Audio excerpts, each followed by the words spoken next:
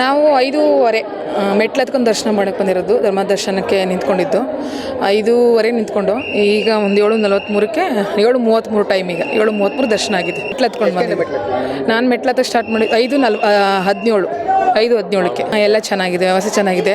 ಬರಬೇಕಾದ್ರೆ ಬಾದಾಮಿ ಹಾಲು ಕೊಡ್ತಾರೆ, ಬಿಸ್ಕೆಟ್ ಕೊಡ್ತಾಯಿದ್ದಾರೆ. ಬಾದಾಮಿ ಹಾಲು ಮತ್ತು ಬಿಸ್ಕೆಟು ಎಲ್ಲ ಕೊಡ್ತಾಯಿದ್ದಾರೆ, ನೀರು ಎಲ್ಲ ಚೆನ್ನಾಗಿದೆ. ಈ ವರ್ಷ ಹೋದ ವರ್ಷಕ್ಕಿಂತ ಈ ವರ್ಷ ಸಿಸ್ಟಮ್ ಚೆನ್ನಾಗಿದೆ. ಯಾವುದೂ ನೂಕಾಟ ಏನಿಲ್ಲ, ಎಲ್ಲ ಕಡೆನೂ ಪೊಲೀಸರು ಕಾವಲಿದ್ದಾರೆ, ಚೆನ್ನಾಗಿದೆ. ನನಗೆ ಹೋದ ವರ್ಷ 4:15 ಬರ್ತೀನಿ ನಾನು.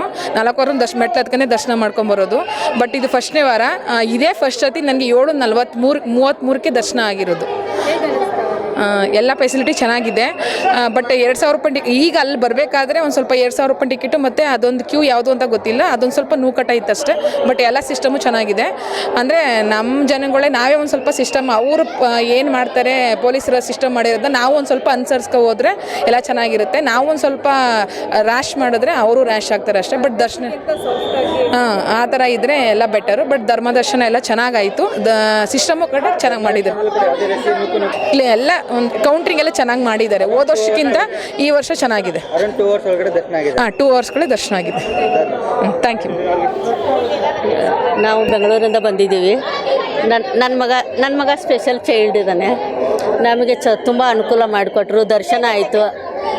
ಮತ್ತು ನಮಗೆ ಪ್ರತಿ ವರ್ಷ ಬರ್ತೀವಿ ನಾವು. ಬಂದಾಗ ನಮಗೆ ಚೆನ್ನಾಗಿ ದರ್ಶನ ಆಯಿತು. ಈ ಸರಿ ಅಂತೂ ಬೇಗನೆ ದರ್ಶನ ಆಯಿತು, ಖುಷಿ ಆಯಿತು ನಮಗೆ.